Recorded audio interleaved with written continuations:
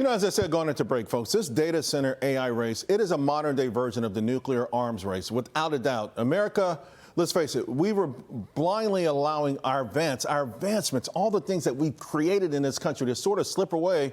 The prior government went to war with tech companies. They were going to break them all up. They shut down power plants and, of course, pursued this misguided climate agenda.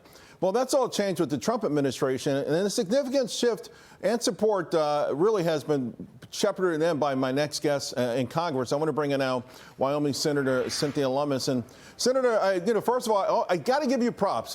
Everyone's kind of seen what you saw at the very beginning of this. And now the most recent news is the White House is this $80 billion deal, nuclear power plants with Westinghouse and a couple other companies. The U.S. will have a chance to be vested, at some point get cash distribution. How important is it that we keep pushing through with these sort of deals, despite the fact that traditionalists are saying government shouldn't be doing this sort of stuff?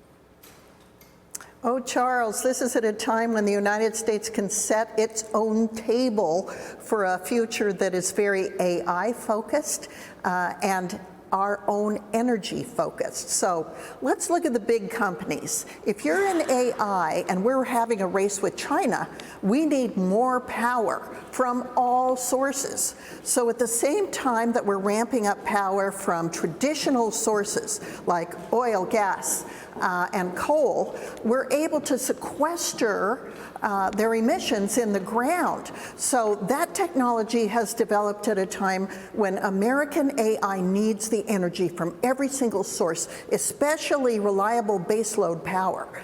That's what we can do to help them. The other things that we can do are things like set the stage for how liability will be shared. As you know, when the social media came out, Section 230 protected them from liability. Well, we're trying to set the stage in this area, so the more transparent a large language model is in AI, the more immunity they enjoy. The less transparent they are, the less immunity they enjoy. So this is something government can do to kind of set the stage for what we see as an enormous impact of our digital economy moving forward. And this is part of your bill that you're pushing through right now, isn't it? It is.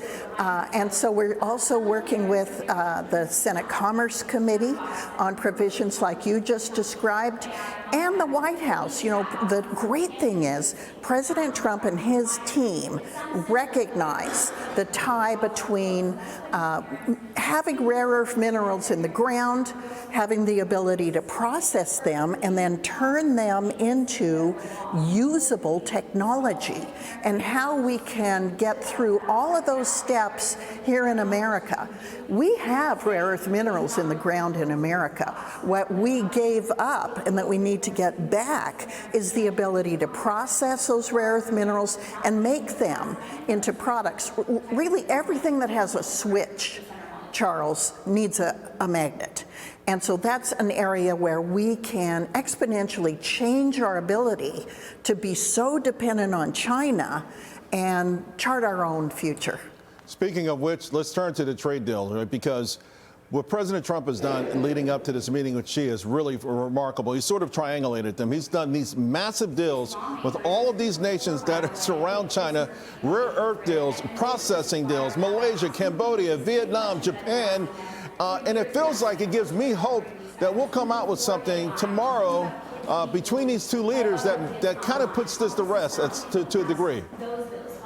Well, you can bet, Charles, that the Chinese are watching this carefully. They recognize how the United States is building, creating, or through tariffs, returning the ability of the United States to provide its own infrastructure, both in technology, in biosciences, and other areas, by using the tariff and even currency exchanges like we did with Argentina. This is really a smart team in the White House. They're looking very strategic, very long term. Xi can see this. And so like you, I'm very encouraged by the president's conversations with China. Yeah, it's so funny. A week ago, folks were complaining about the White House, quote unquote, bailing out Argentina.